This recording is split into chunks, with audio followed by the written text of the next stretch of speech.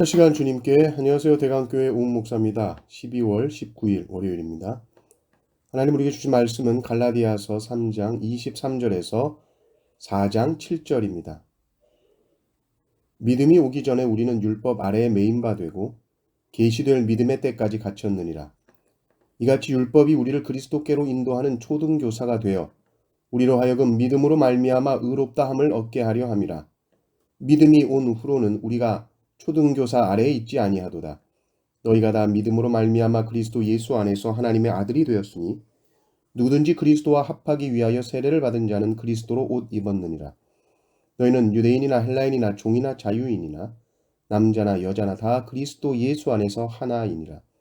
너희가 그리스도의 것이면 곧 아브라함의 자손이요 약속대로 유업을 이을 자니라.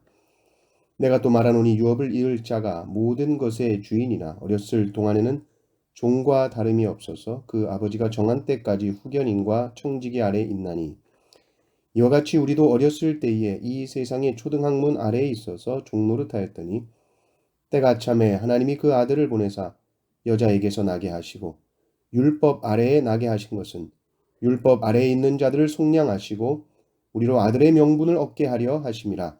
너희가 아들임으로 하나님이 그 아들의 영을 우리 마음 가운데 보내사 아빠 아버지라 부르게 하셨느니라.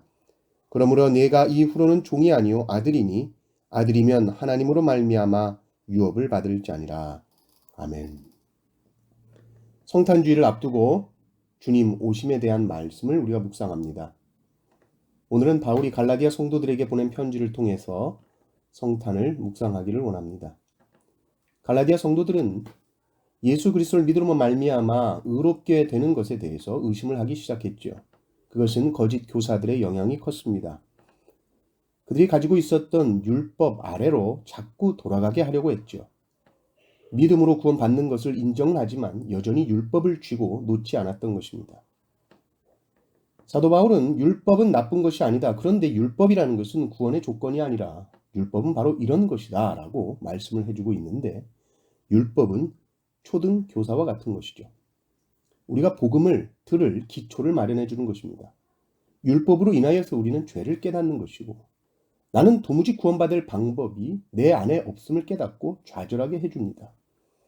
그리고 오직 십자가 복음을 믿음으로 의롭게 된다는 것을 깨닫게 하는 초등 교사와 같은 것이죠.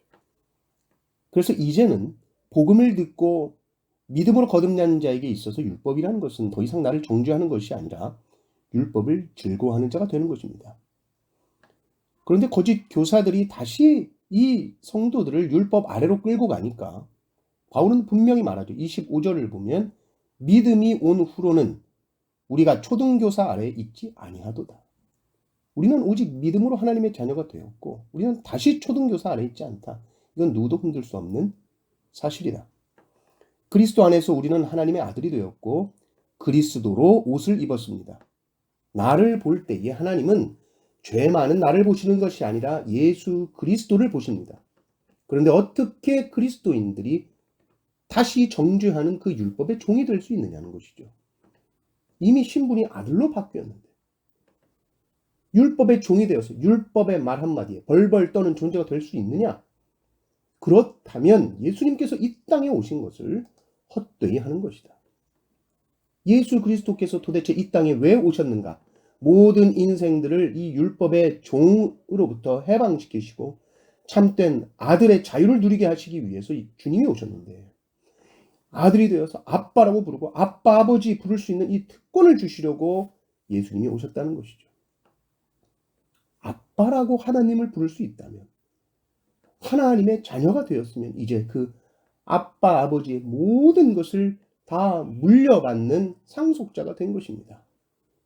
인생을 이렇게 엄청난 존재로 만드시기 위해서 때가 참에 하나님께서 자기 아들을 보내서 믿는 자는 누구든지 아들을 삼아주시는 구원을 베풀어 주시는 것이죠. 유대인들이 이 메시아를 얼마나 오랜 시간 기다렸습니까? 몇백 년을 기다렸잖아요. 언제 메시아가 오실 것인가?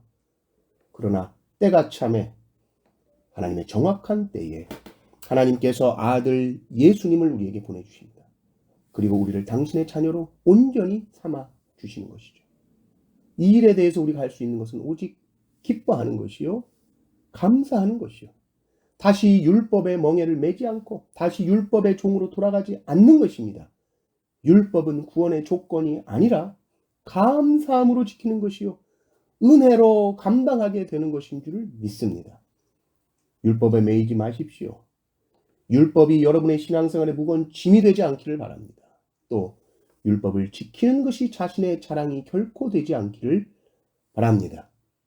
오직 자녀 삼아주신 주님의 은혜만을 찬양하는 성탄절이 되시기를 주님의 이름으로 축원합니다.